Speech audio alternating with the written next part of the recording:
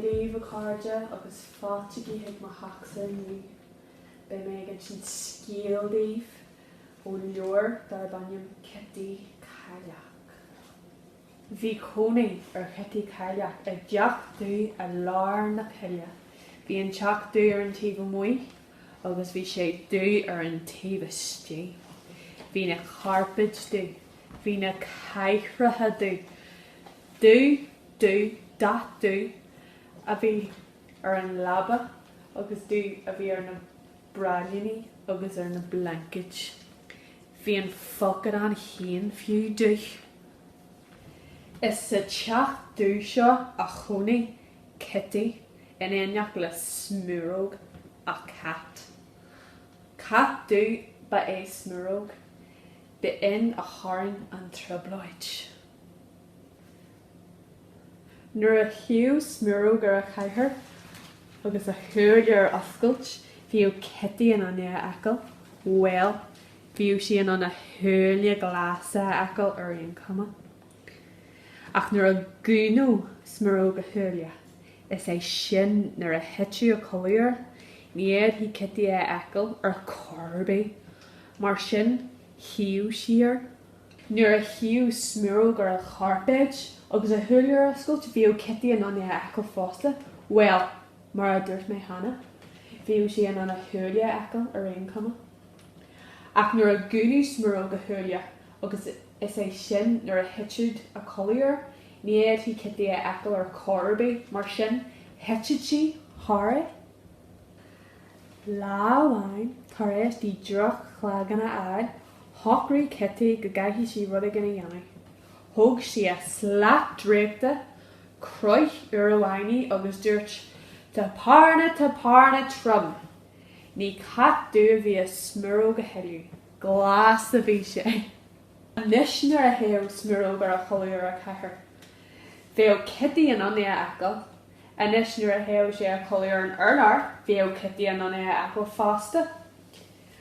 Agus deacaí sí é nuair a thaobh sé a choilear ag an labba, ach ní raibh aon cead ag smúróg choilear an labba. Mar sin, curí cetí amach é, amach ar an éir, ach ar a bhain tháinig cetí amach de sciúrt. Lag smúrógaí caithfí an an airde san air agus thuaigh sí tón thorceann isteach san uisce. Thiú smúróg go muoi ar an air agus ní bhíodh cetí in an acail do bhargrú sé glás. Fiú agus a thuairle glás a oscailte aige. Bhí cetí ar buaile cheart an uair seo. Thóg sí a slap dréachta, croich sí 5 uair é agus tarpána trom. Bhí ceann deargar smúróg.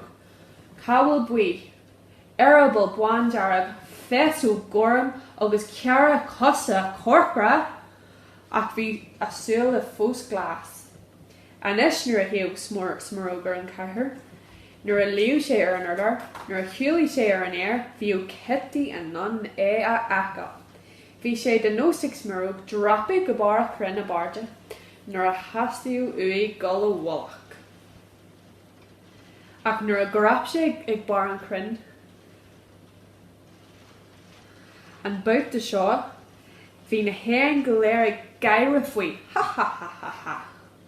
Bhí cuma afasachar agus bhíos aige é. A cé gur ó smúróg an éis le brí, dan sé an lár fad an man an crán, agus an échar ar fad freisin. An ládar gion bhí smúróg fós a chrán, bhí cetí an mhuirtha, bhí gráicí go smúróg, agus beúla hí sé a bheith 3 kg. Smuoinní le cetí hin sin. Croich sí a slap mór dréachta, tapána trom. Cat dú be é smúróg a réis, tháinig sé an uast an crán agus é crúna. Croich cetí slap dréachta a réis agus a réis eala. Leithreach ban, mín dú a bhí sa teach heilú ach buí agus bhí buan dearg ar an doras dearg. Bhí dach buan ar na caithrithe agus bhí na cúiseaní buana agus dearga. Bhí dach glás ar na carpid agus bhí na rósanna buan dearg go fós. Gorm a bhí an labba agus buan dearg a bhí ar na blankid, geall buan a bhí ar an ocadán, anis tá cete an smró go acail cin cuma at a chéan sé. Banach ní na saona ormh go léir, bhí thug lá agus ihe den céad scoithach.